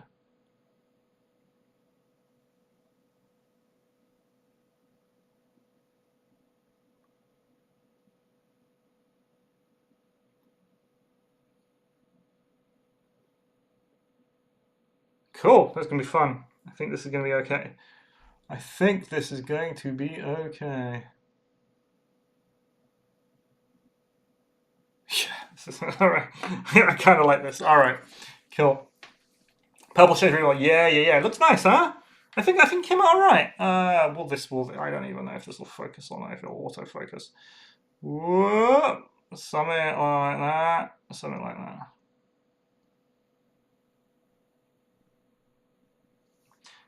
What do you think of Gloomspite? I lose most games unless Moloch. Oh, well, alright, Gloomspite. So, the problem with Gloomspite is that they made a paper, but they got a whole lot of. They got nets, they got basically every ability under the sun. They also don't have any super punch, so I think Moloch might be actually the answer to Gloomspite, unfortunately. I've heard that Sneaky Snufflers are the chaff that you want to be bringing. There's a lot of traps in Gloomspite, basically. Like, you want to bring. Like, squigs are cool. All right, ultimately, squigs are cool. But they're not that efficient, and they are kind of made of paper, which is a big problem. So people who bring squigs kind of end up losing with them because they're just not that good. So yeah, there's a lot of traps. If you want to bring squigs or you want to bring basic guys, Sneaky Snuffers are the ways to go. I think it's again because they have 12 wounds, if I remember correctly.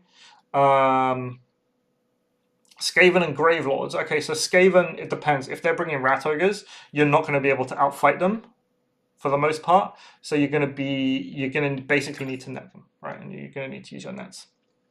Thank you very much. Yeah, you're basically going to have to use your nets on the Rat Ogres. If you're playing against Soul-like Gravelords, they can kind of like their guys are kind of tougher than yours, and they can bring people back. So it's not fantastic. I like the Squig boss. The one on Great K Squig, the one that this model is based off of. because it's very fast. It's got rampaging destruct. No, not rampaging destruction. Whatever it's called, the one that you get the free move and you get the free attack. Mollog is also great. Mollog is awesome as a control piece, especially now that you can bless him up to get extra attacks. I think that's great. He just gets to be very, very expensive. I've seen a lot of git lists with just like basic trolls, which is fine. Trolls kind of do what they do. But yeah, that's it, really. Kind of sad that they're not fantastic, but it just is what it is. There's not an amazing amount you can do about it unless you're willing to bring a very specific list that kind of like I always find that if you're playing orcs, you're playing gits, you're there for the fun stuff. And it's kind of sad that the fun stuff just isn't great. Tried running Icebreaker Hunter and Zarbags for the double without much luck either. I mean, if you want to go that direction, you can go Hrothgorn and his guys. Hrothgorn will carry a game for you anyway, so maybe that's something that you want to do. Right, so this will go here, like that, you see. Also, basing, by the way, covers a multitude of sins. Just saying. Like your paint job can be very, very average. If you have a cool base in there, it will fix basically everything for you, and it'll look really cool. Right, let's pin this. This thing needs to dry, and I'm probably gonna, before I do any more work on it, I think what I'm gonna do is seal it with anti-shine varnish, because what I find happens is when you've been doing a lot of work, a lot of layering, a lot of glazes, that kind of thing, it kind of gets tacky, and there's a chance that you, by basically touching your model, it will ruin the paint job. So we're gonna fix that.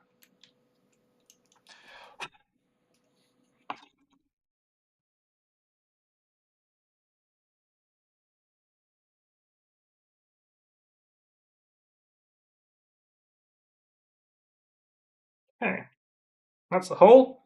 And we need to make a hole in the bottom of this. Where was it? Loon Smasher Fanatics blessed with wounds are highly underrated. Yeah, exactly. If you can make them survivable, then suddenly anything is pretty good, right? It goes back to what I was saying about the wounds blessing and like using it to push things up into different wound thresholds.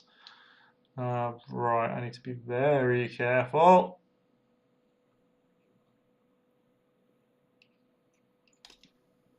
Ow, that hurt.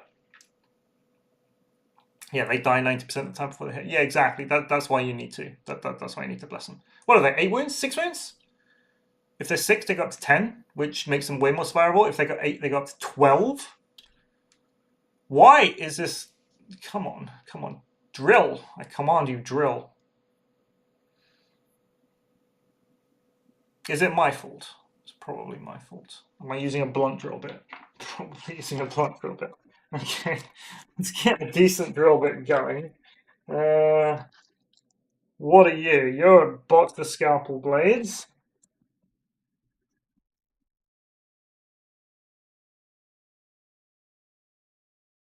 Like it's a tiny area that I'm trying to drill into.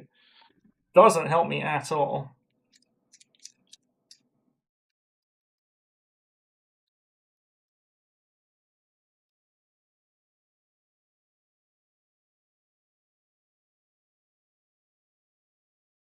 Okay, what I want to do is kind of punch a hole.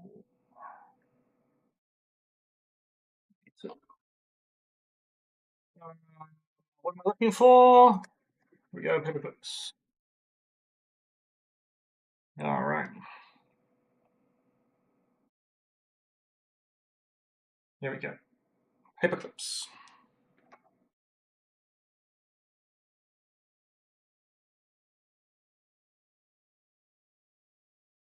Okay, my paperclip is much smaller than it's supposed to be. What does this mean? Does this mean I got green stuff as well? Probably. Alright, so we want, is it there? I think that's where the connection is. So let's give it a little poke to give my drill bit something to purchase into. Don't do this at home because it's completely stupid, and if I stab myself in the finger, it's totally because I'm stupid. There we go. Okay. Come on, drill bits. Dig. There we go. Okay. Just slowly. And again, let me avoid stabbing myself in the finger, please. That would be grand. And we'll get this on the base so we actually got something to hold on to.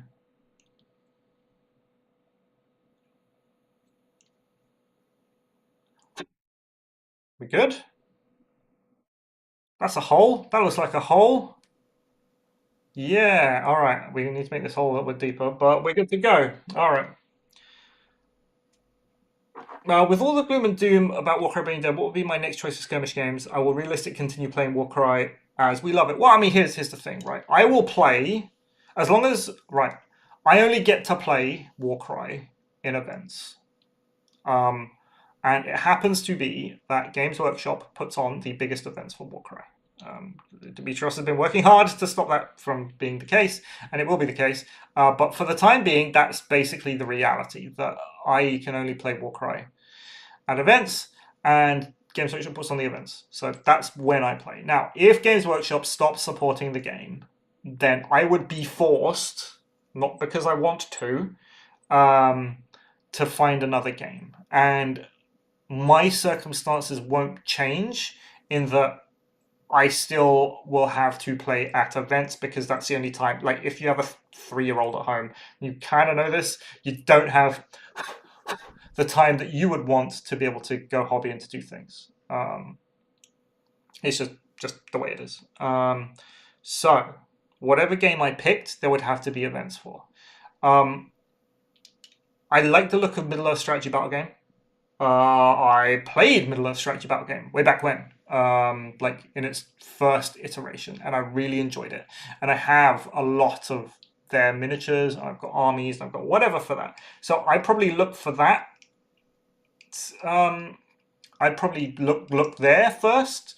But balance in that game is kind of wild. Like, some of the factions are blatantly much stronger than others, and I don't necessarily want to play eagles, so I'd have to look at something else going on. We need glue, and we need we're gonna go green stuff. Green stuff, table of green stuff. Um, so I'd want to look into that. I think I love. Oh, actually, I love the dragon models that they're putting out for the Easterlings. They went up on Warhammer Community recently, and they look kind of awesome. So probably Easterlings. I look into for them. Um, a lot of my friends play Blood Bowl. Um, and they play Blood Bowl in real life, and I would legitimately have places to play Blood Bowl. I played a lot of Blood Bowl 3 online. Um, so I know how to play Blood Bowl, but I find it very daunting to play Blood Bowl in real life because Blood Bowl 3 kind of keeps track of all the abilities for you, and it kind of does. It takes a lot of the paperwork out of Blood Bowl, right? And it makes it so that a game doesn't take 2.5, 3 hours. Um, so maybe I would look into Blood Bowl, doing something for that. I kind of like Lizardman in Blood Bowl. I like the Amazons, obviously, in Blood Bowl. So maybe I'll do something like that. I have 2 fully painted Necromunda warbands that I've never played with, just because I like the models. Games Workshop don't do Necromunda events, so I wouldn't probably be playing Necromunda. But that's definitely something that I do like the look of, and I do want to play at some point. I've always wanted to run, like, not run, but play in a Necromunda campaign. So that's something that I'll probably look at. Of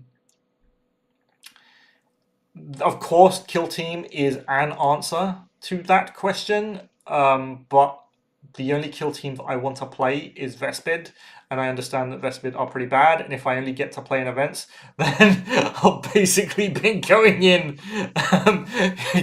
to lose every event, which, whilst funny for some people, wouldn't be especially fun for me, no matter how well I end up playing the game. I did play a lot. I did actually play competitive kill team last edition. Like at the beginning of the edition, I played, and I also played about a year in. I kind of played on and off competitive kill team.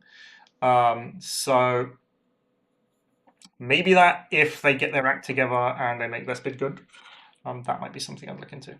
Also, if we talk about non-Games Workshop games, Trench Crusade is apparently very popular at the moment. I don't know if events are sticky. This is why I need to varnish the thing. I don't know if that popularity is going to continue necessarily, or if it's just like recent hype into the game that is, which is what's pushing it. If that popularity continues and I have events to go to and there are things that I can do for that, then Trench Crusade could be fun. It does remind me a lot, though, Trench Crusade, that being said, of Necromunda, in terms of how warbands are built and how you upgrade your fighters, not your fighters, how you buy equipment for your guys and that kind of thing. But I've only heard good things about Trench Crusade. I haven't had the chance to play it yet. So if someone's running events for that, I'll happily play Trench Crusade.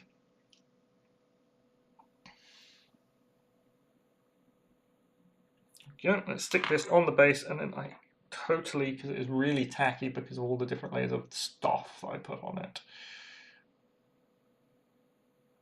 All right, and stick. Command you. Wobbly. Is it straight? Oh, straight. A tip for everybody: if you're using green stuff, you want it to cure almost instantly. Green stuff is absorbent and porous, so if you put layers of green stuff and super glue, it will absorb and basically stick what you need it to do. It's an old trick working with metal models. You use like layers of super glue and green stuff, and even the hardest of arms that like fall off of old metal pewter models, they will stick. Are we on? Yes. Fun times. Okay. It's wobbling, but I can fix that.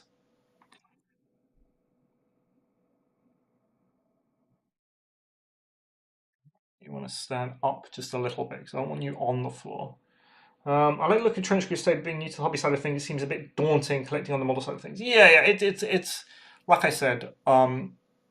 It's skirmish based as far as I understand, and it's very much like Necromunda from the looks of things in terms of how you do its thing. A lot of So the idea with Trench Crusade is that because they're not Games Workshop, you can totally proxy your entire warband if you want to. If you want their own miniatures, they have their own miniatures, but they're all 3D printed. So you either buy the STLs and then you send them to a printing company, or you print them yourself. Or I think they've recently done a deal with a company where you can basically go there and you can buy the 3D printed models. If you don't want them and you have your own models, they are supposed to be miniature agnostic. So if you have, I don't know, Adeptus Mechanicus for 40k and you wanted to run them as whatever in Trench Crusade, you totally could. One of the reasons why it appeals to me is because I like converting stuff, and it would give me a lot of opportunity to convert stuff. Are we going to stick on horror stick? You want to be kind of that way, rotating. I just need to hold this here until it sticks. That's all I need to do.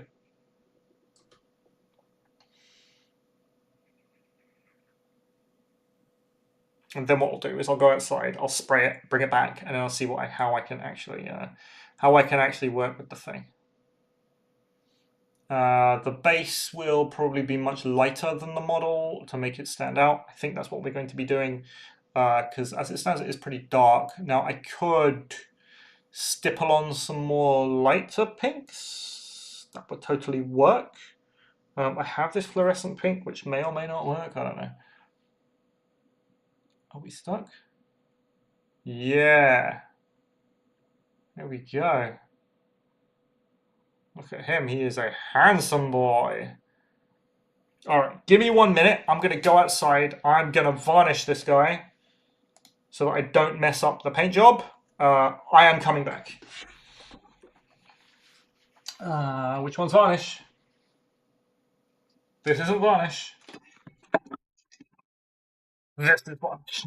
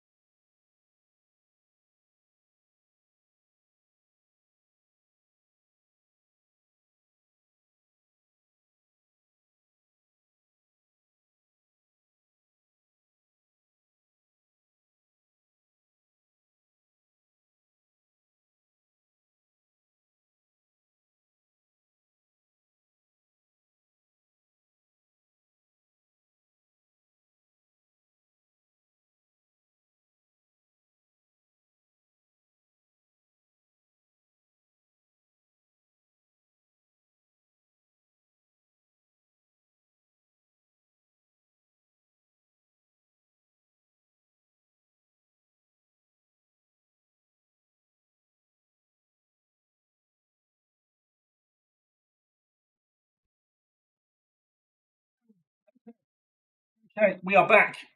We are back. Necropolis.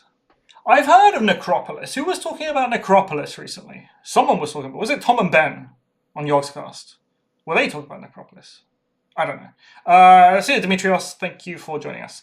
Have you made a showcase of all your war? Yes, I have. I totally have made a showcase of all my warbands. On the YouTubes, there is one of the videos. It was like all my warbands up to date or something. You can go check that out. It shows off all my warbands, basically. Everything I've made, not including this because it's not finished. Yes, I've heard stuff about Necropolis. It's undead, right? Something like that. I will check that out because I've heard good things about it. At least people have been talking about it. And if people are talking about it, generally means that something's going on. Come on, glue. I'm holding this to make sure that the glue glues. But look, this is basically where we are with the guy. I think I will make it more pink on his back, like more pink. I think that's what we're going to do. I need to figure out something with this black tongue. I've got the fluorescent pink, which I might try out. Could be cool.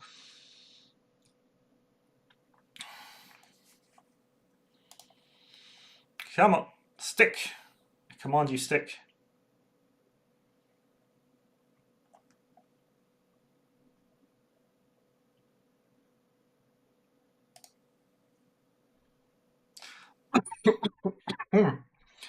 Not gas myself. There we go.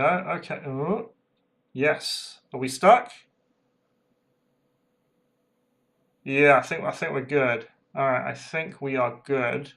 See, I don't want him touching the floor because it kind of we're not stuck. I have to wait. I think I may have to end this here. Have I got something I can lean this on? Let me see. Can I put like a Sharpie under his hand or something to make it so that he doesn't lean forward? Glue pot. Oh, this totally works. Yes. No, it doesn't work. Doesn't work at all.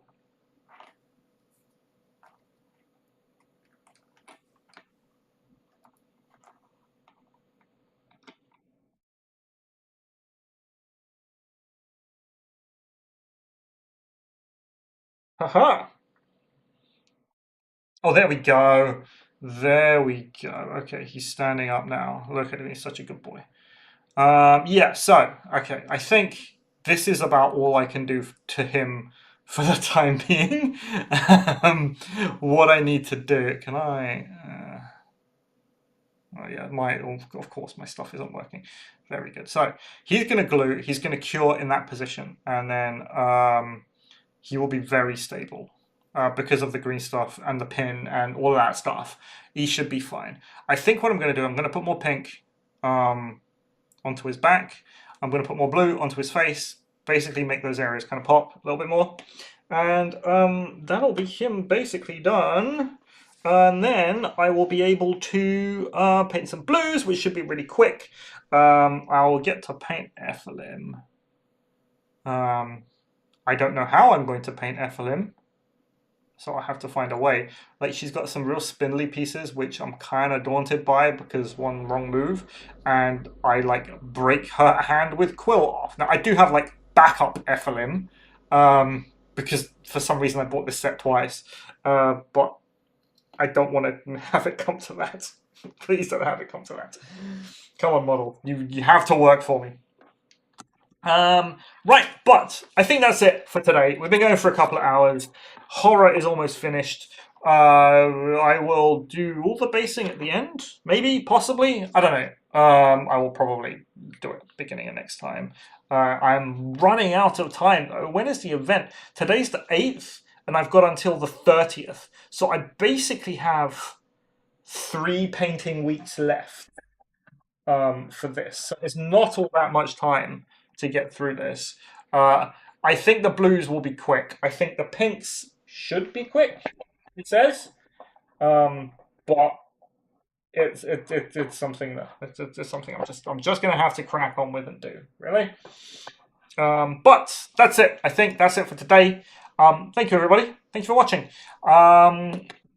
Yeah, we will carry on with this, and this warband, hopefully, fingers crossed, will be finished for UK Games Expo on the 30th, and we will have a great time about it. But yeah, thank you everybody for watching, and I will see you next time.